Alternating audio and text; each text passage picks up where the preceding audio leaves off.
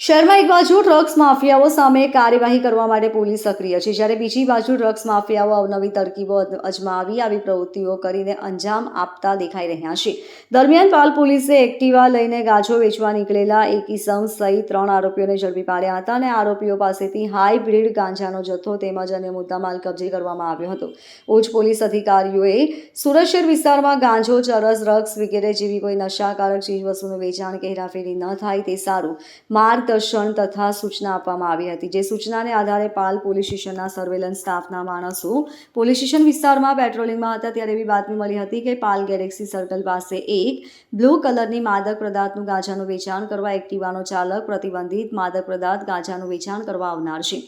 પાલ પોલીસે 3 આરોપીઓ જૈનિલ અલ્પેશ કુમાર સુખડિયા, હિમાંશુ બળદેવભાઈ રેતીવાલા અને ગવિન ગોપાલભાઈ રાજપૂત નાઓની ધરપકડ કરી હતી. તેમજ આરોપીઓ પાસેથી કુલે 31 ગ્રામ હાઈબ્રિડ ગાંજા કિંમત ₹93,000 તથા 3 મોબાઈલ ફોન, 2 ટુ વ્હીલર મળી કુલ ₹2,28,000ની મત્તાના મુદ્દામાલ સાથે કબજે કરવામાં આવ્યો હતો. પોલીસે આરોપીઓ વિરુદ્ધ ગુનો નોંધ્યો છે અને ગાંજાનો જથ્થો ક્યાંથી લાવવામાં આવ્યો હતો તેમજ કઈ જગ્યાએ ડિલિવરી કરવાના હતા વગેરે બાબતની પૂછપરછ કરવામાં આવી રહી છે.